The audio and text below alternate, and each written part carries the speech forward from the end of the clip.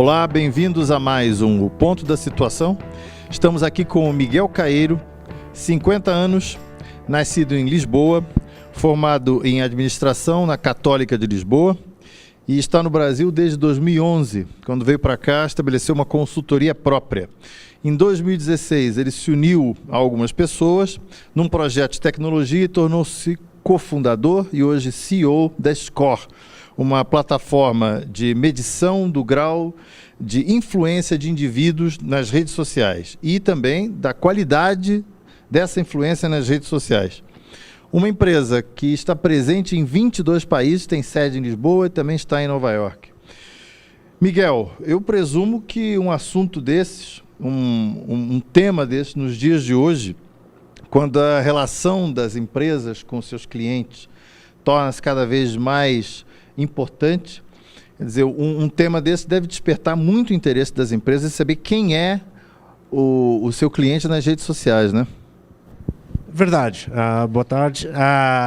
Na verdade, o tema surgiu um pouquinho pela análise de o que está acontecendo, que fenômeno é esse de rede social no mundo, quando assistimos que mais de 3 bilhões de pessoas já estão usando frequentemente.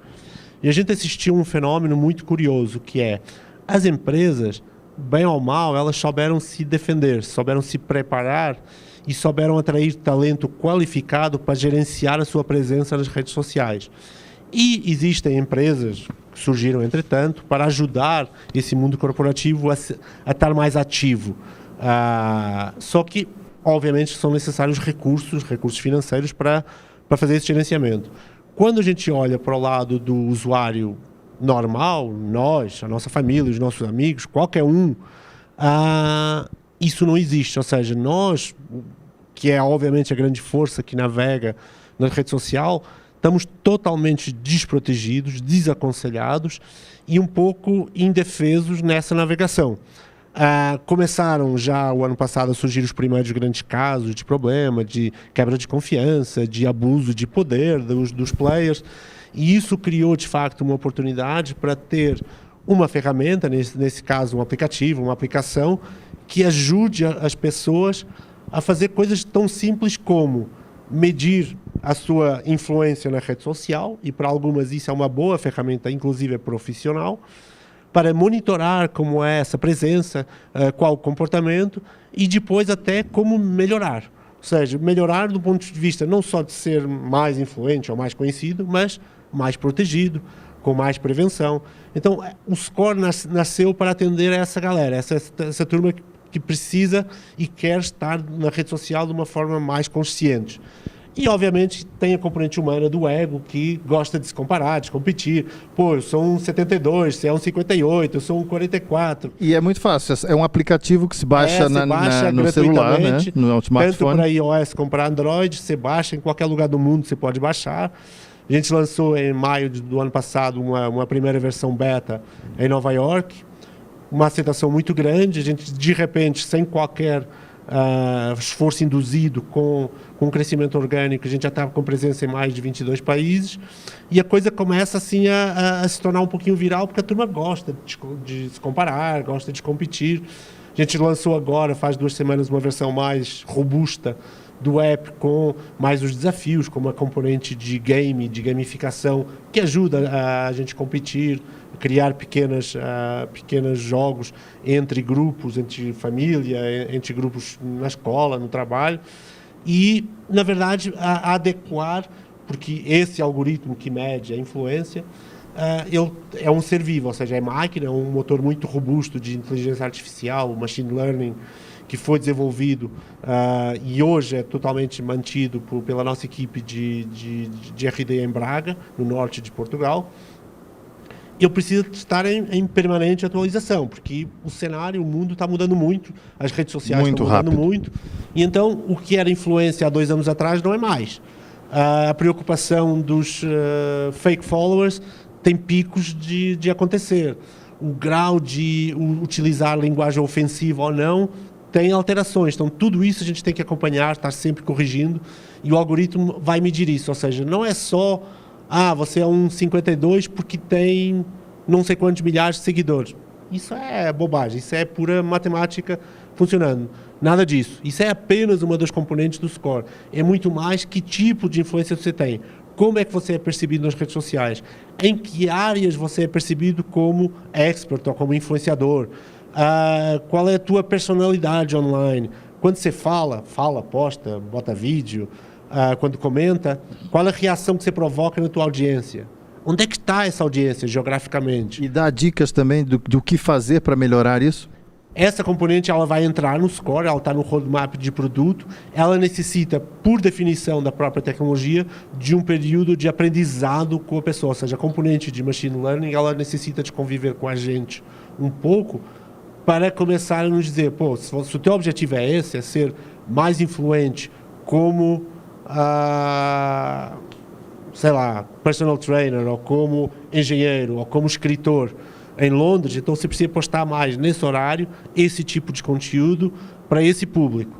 Então, esse género de dica já está em teste, já está em laboratório, vai começar a surgir espontaneamente e vai ajudar muito para fazer essa melhoria, não só do ponto de vista de performance, como também vai começar a nos ajudar a estar nas redes de um modo um pouquinho mais seguro, que é, vai me alertar, pô, Miguel, você postou esse nosso almoço, essa selfie do nosso almoço, mas pegou um cartão de crédito que estava em cima da mesa. É melhor não postar. Então, quando eu tenho uma notificação dessa, eu fico, pô, tenho aqui um parceiro que vai me ajudar a estar de forma mais segura na web. E isso vai ser válido para, obviamente, informações de objetos presentes, como de nudez, como de linguagem ofensiva, ou seja, vai que eu não me dei conta e utilizei uma linguagem mais ofensiva do que eu queria, então vou receber uma notificação. Então toda essa componente de melhorar, ela vai entrar em força ainda no ano de 2019, está em laboratório, a ganhar robustez no motor de machine learning, para vir a ser uma ferramenta muito útil para o usuário. Agora, e as empresas? As empresas, elas também estão se interessando pela ferramenta porque elas precisam identificar também os seus clientes, como é que aborda os clientes e atua sobre eles, né? É evidente. Ao se tornar uma ferramenta muito usada pelos usuários finais, ela vira, obviamente, uma atração para as empresas. Ainda mais no mundo que a gente costuma chamar nesse setor, no mundo pós-GDPR, que é no mundo pós a nova lei de privacidade de dados que a Comissão Europeia lançou em maio de 2018. E que no Brasil entra agora no ano que vem. Mas que, na verdade, ao lançar na Comissão Europeia sobre o âmbito das redes sociais, por exemplo, eu sou europeu, trabalho no Brasil, viajo para os Estados Unidos, em qualquer dessas realidades a legislação está me pegando. Então, não adianta a gente pensar que é um negócio lá de Bruxelas. Não, mudou o mundo. Então, qualquer empresa hoje em dia séria, responsável, ética, ela tem que se balizar pelos trâmites do GDPR. E foi isso que a gente fez, ou seja, o score é 100% GDPR compliant e ele oferece às empresas a possibilidade de interagir com usuários dessa forma. Eu costumo dividir as empresas em dois tipos de empresas. Aquela empresa que te conhece um pouquinho, telecomunicadora, banco, a elétrica, o gás. Por quê? Porque sabe o teu nome, sabe o teu endereço. Uma utility. Porque precisa te cobrar ou precisa te prestar um serviço. Então, ele tem alguma informação sobre você, mas na verdade não te conhece. Não sabe o que é que você gosta, não sabe onde é que você viaja de férias, não sabe sobre que áreas é que você gosta de discutir, mas tem alguma informaçãozinha tua. Então, os demográficos, se calhar, ela até cobriu. E depois tem outro cluster de empresas, Coca-Cola, L'Oréal, Unilever, P&G, que essas não sabem nem o teu nome. E então, para essas, a apetência por uma informação mais qualificada é ainda maior. Só que mesmo essas, no mundo de hoje, elas começaram gradativamente a reunir bases de usuários com base em evento, em promoção, no CRM, juntar os seguidores das redes sociais. Então, até essas, elas têm bases de usuários de milhões de clientes. Só que não sabem fazer um relacionamento um para um com o consumo delas. E o que é que o Score permite fazer? Através de uma ferramenta corporativa que é o Partner Portal. No Partner Portal, as empresas conseguem fazer o upload, subir essas bases de usuários e, com medidas compliant com o GDPR, a gente consegue que uma parte desses universos de usuários aceitem partilhar os seus dados com a Coca-Cola, ou com o banco, ou com a elétrica, ou com a montadora de carro.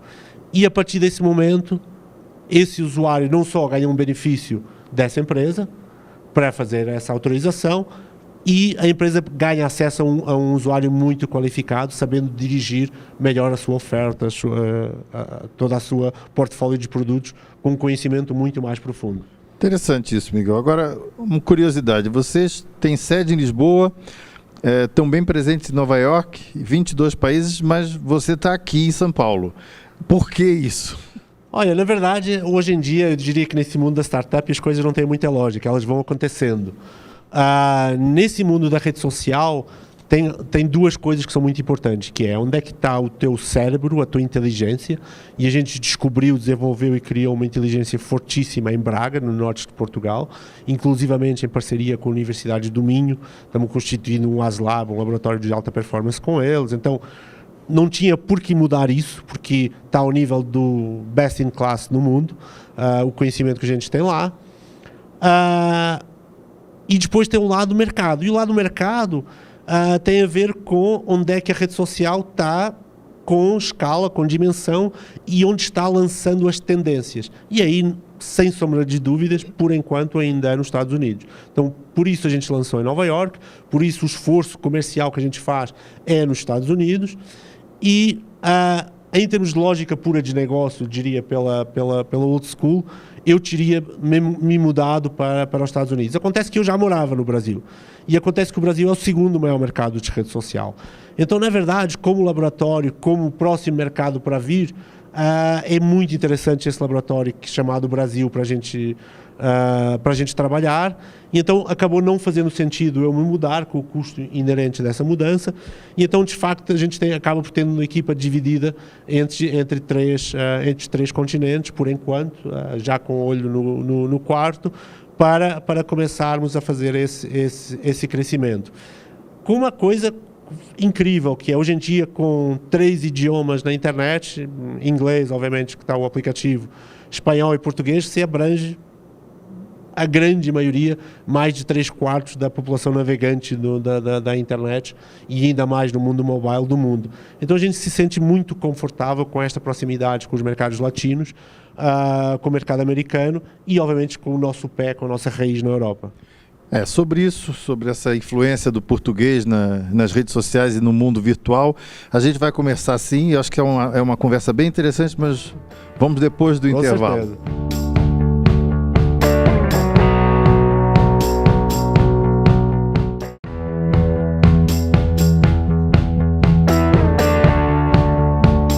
Bom, estamos de volta conversando com Miguel Caeiro, CEO do Score. E agora vamos falar um pouco da nossa realidade aqui, a nossa realidade lusófona. Você disse que o Brasil é o segundo maior país do mundo em redes sociais. Mas não é só o fato de ser o Brasil, a língua portuguesa também está muito forte hoje em dia no mundo virtual, né? Eu vou fazer uma pequena correção, que é correção e não é. Quando a gente olha para o mercado, enquanto regras de mercado, o Brasil é o segundo maior mercado de rede social. Quando a gente olha para demográficos, não é. Ou seja, temos a China, que é obviamente um gigante nesse mercado, só que como não joga com as regras de mercado, tem outras regras próprias de uma ditadura e outros players que não os players normais globais, então normalmente a gente facilmente cai no erro de desconsiderar o mercado chinês. Então só essa pequena correção. Mas na verdade, para o mercado que para nós interessa, o Brasil é efetivamente um player gigante. É muito comum que o segundo maior escritório mundial dos grandes players, do Facebook, do Instagram, do LinkedIn, do Twitter, seja em São Paulo. E encontramos aqui, de facto, um laboratório incrível de tudo o que pode acontecer, porque nesse capítulo o brasileiro é um early adopter de tecnologia. Ou seja, é um mercado que já chegou a ter 280 milhões de celulares, é um mercado que já passou faz muito tempo os 140 milhões de smartphones, a adesão à internet, ao e-commerce, às redes sociais é absurda. Então é o maior mercado do mundo para o WhatsApp, por exemplo. Então tem a dimensão, a utilização intensiva e o grau de inovação do mercado brasileiro permitem que seja um laboratório absurdo de positivo e de aprendizado para o mundo. Com a vantagem que a gente comentou, que de facto, através do Brasil, a gente consegue estar com o quinto idioma mais falado da internet, que é o português. Então, isso te dá uma vantagem que eu acredito que possa vir a ser, e eu espero muito, enquanto português, que isso venha a acontecer, dar um trunfo muito grande para empresas portuguesas, para novos inovadores, novas startups, novos negócios, utilizem esse fator tantas vezes esquecido e menosprezado, que é a língua portuguesa. A língua portuguesa na internet, ela ganha uma potência mundial. Não só porque ela está espalhada literalmente pelos 5 continentes, mas porque ela é a quinta língua é o quinto idioma mais falado no mundo cibernético. Então isso é uma potência que nem os alemães têm. Então vamos pegar nisso, vamos utilizar, aliado com a tecnologia incrível, com a quantidade de cérebros absurdos que existem em Portugal, eu acredito que os projetos, quando nascem em Portugal, não podem nascer pensando no mercado de Lisboa, do Porto e do Algarve. Tem que pensar no mundo, como mercado. Era isso que eu ia perguntar, Miguel, porque Portugal está numa situação que, se olhar para si próprio, não vai representar grande coisa no mundo virtual. Mas se olhar como língua portuguesa, ela acaba sendo um trunfo mesmo, acaba sendo saído na frente.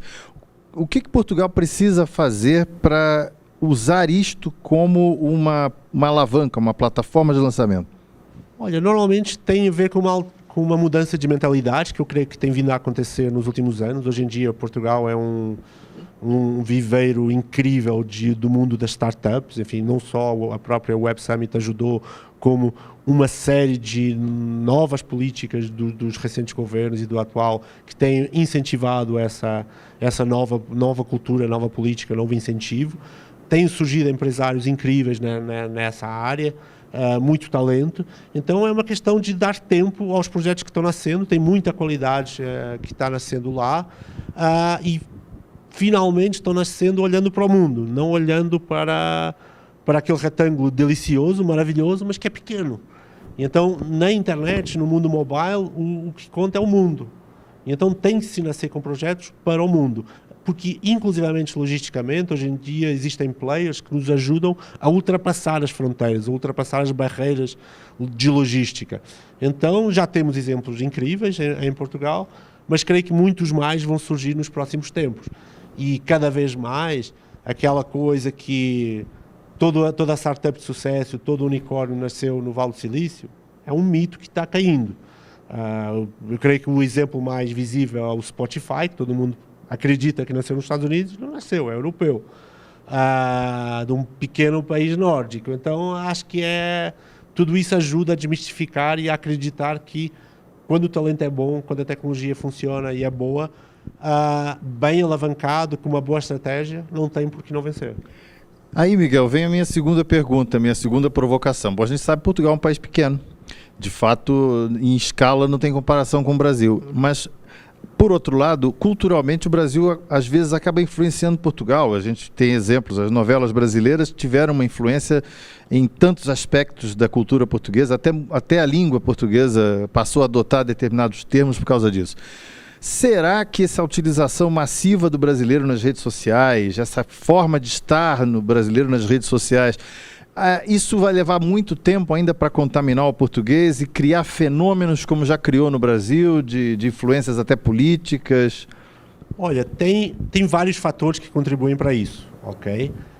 Um deles, que é talvez o que salta mais à vista em termos de factos, é a demografia, ou seja, a gente não pode ignorar que o europeu como um todo, o português em particular, é um povo com uma idade média muito alta, quando comparado com países mais jovens que nem o Brasil, em que a idade média não chegou ainda na barreira dos 30, a gente já passou dos 60 no velho continente. Quando a gente pensa na adoção de redes sociais como hobby, como ferramenta profissional ou simplesmente como ferramenta de networking, isso influencia bastante, ok? Então isso são efeitos geracionais que demoram um pouquinho mais. Agora, quando olhamos para todos os outros mercados, a utilização profissional no e-banking, no e-commerce, a utilização profissional no mercado dos influencers, dos blogueiros, aí já começa claramente na Europa, em Portugal também, a aparecer os mercados com um grande dinamismo, mas obviamente com a limitação de escala, ou seja, um influenciador em Portugal, se tiver mais de 20 mil seguidores, é um herói. Um influenciador no Brasil, se tiver 50 mil seguidores, não é ninguém. Mas a gente conhece casos de vloggers portugueses que tinham os seus seguidores aqui no Brasil, sobretudo com games. Tem um português famoso que... Aí entramos nos mercados específicos, que é, hoje em dia existem influenciadores famosos em criptomoeda, em blockchain, em gamers. Então, isso são mercados específicos que vão além fronteiras. É isso que eu acho que o influenciador, o blogueiro português ainda está olhando, tipo, eu sou influenciador de moda em Lisboa. Não tem esse negócio. Quando a gente vai para o YouTube, quando a gente vai para o Instagram, quando a gente vai para o celular, não tem porquê ficar. Uma das maiores conhecidas blogueiras brasileiras, ela posta um sim ou não em inglês e em brasileiro, em português. Ou seja, ela tem consciência, e tanto que se mudou morando para os Estados Unidos, tem consciência que, se eu sou influenciador em moda, em estética, em cosmética, o que for, o mundo é o meu mercado. Então, é essa noção que eu acho que existe talento, existe potencial em Portugal para crescer, e ainda continuamos olhando para o mercado doméstico em muitas áreas, quando de facto a gente tem capacidades para crescer no mundo. E já existem muitos e bons exemplos. E as diferenças? O brasileiro tem um comportamento nas redes sociais com determinadas ferramentas, né, preferências, e o português tem outras. Como é que a gente mapeia isso? O teu trabalho tem muito a ver com isso, né? A própria adoção, a presença das redes, ela muda muito. Se a gente pegar um caso, por exemplo, do Twitter, o Twitter é uma ferramenta muito utilizada nos Estados Unidos, muito utilizada no Brasil, e na Europa tem casos de nicho onde é muito utilizada, mas no geral é muito pouco utilizada. Portugal é um caso que quase ninguém usa Twitter. Tem vindo a crescer, agora retomou, mas quando comparado com outras ferramentas, de facto, tem uma presença desigual versus os países de origem, os Estados Unidos e depois o Brasil. Depois tem fenômenos regionais de o que é que está na moda agora, se é o Snapchat, se é o Instagram, se é o Facebook, conforme as franjas etárias. Então, isso são fenômenos muito regionais. O Brasil tende a imitar muito de perto a realidade americana, já o europeu está um pouquinho mais distante. Então, são muitos fenómenos que têm a ver com as séries mais famosas, o que influencia mais a nível de Netflix, ou de YouTube, ou inclusivamente musical. Então, há fenómenos regionais, mas há comportamentos que eles são do ser humano. E o ser humano ele é muito mais igual do que diferente quando a gente olha para ele de um ponto de vista global. Mesmo que fale idiomas totalmente diferentes, mesmo que vivem em continentes totalmente dispares, o comportamento do ser humano ele é muito parecido perante realidades parecidas. E então a rede social mostra isso. O tipo de reação mais emotiva, mais fria, mais calculista, mais de humor, mais zangada. O facto da gente descontar muito e esquecer que está gritando para o mundo na rede social e ser mais ofensivo às vezes. Isso são fenómenos que acontecem em qualquer lugar do mundo. Okay? Com escalas e estilos diferentes, o italiano grita mais, usa mais os emojis das mãos, né? Os emojis vieram democratizar tudo isso e criar quase um padrão. Então, o ser humano ele é muito mais parecido do que a gente gosta de acreditar, do que a gente gosta de acentuar as nossas diferenças. A rede social trouxe isso, trouxe um comportamento mais homogéneo, e isso é muito interessante. Uma ferramenta que nem o Score, ela permite analisar a análise de sentimento, ou seja, ela vai muito além dos factos, ela vai interpretar o humor, que tipo de sentimento, se eu utilizo ou não linguagem ofensiva, qual a minha personalidade online, vai que não é que eu quero e eu preciso corrigir. E isso vai além do que eu controlo, é o espelho dos meus atos no mundo online. E nem todo mundo tem a plena consciência da repercussão dos seus atos online. Porque, inclusivamente, quando a gente começou a escrever muito, até lá atrás, no tempo do SMS ainda, e depois, hoje em dia, mais Messenger e WhatsApp, a gente começou a ganhar uma frieza a escrever e um grau de assertividade maior do que quando a gente pegava no telefone e falava. A gente tinha mais educação, mais diplomacia, mais carinho. E a gente escrever, às vezes, é muito duro, né? Muito duro. E a gente não se dá conta. Ou a gente escreve a pensar que está sendo humorístico e está sendo interpretado como cínico. Esse é o pior erro. E então, hoje em dia, os programas de interpretação de redes neuronais, que interpretam texto, vídeo, imagem, eles conseguem fazer essa decodificação e nos alertar. Agora, Miguel, aproveitando essa deixa que você disse que todos somos muito parecidos, aliás, mais parecidos do que a gente acredita. O que já se trouxe, o que já se aproveitou da experiência do Brasil, já que esse é um enorme laboratório, para utilizar em outras regiões, em outras geografias, com as redes sociais do brasileiro? Muita coisa. O comportamento, por exemplo, dos fãs de grandes personalidades da música, da novela, da televisão, do cinema, o comportamento dos fãs brasileiros ele é muito diferente de algumas outras geografias. E isso se reflete no engajamento que eles provocam na rede social. Faz com que, por exemplo, uma Anitta seja altamente influente, com um engajamento muito grande, enquanto que, se calhar, uma Ariana Grande ou uma Shakira pode ter até mais seguidores, mas tem um engajamento menor. Então, esse tipo de análise de comportamento nos levou a uma análise de segundo e de terceiro nível dos indicadores.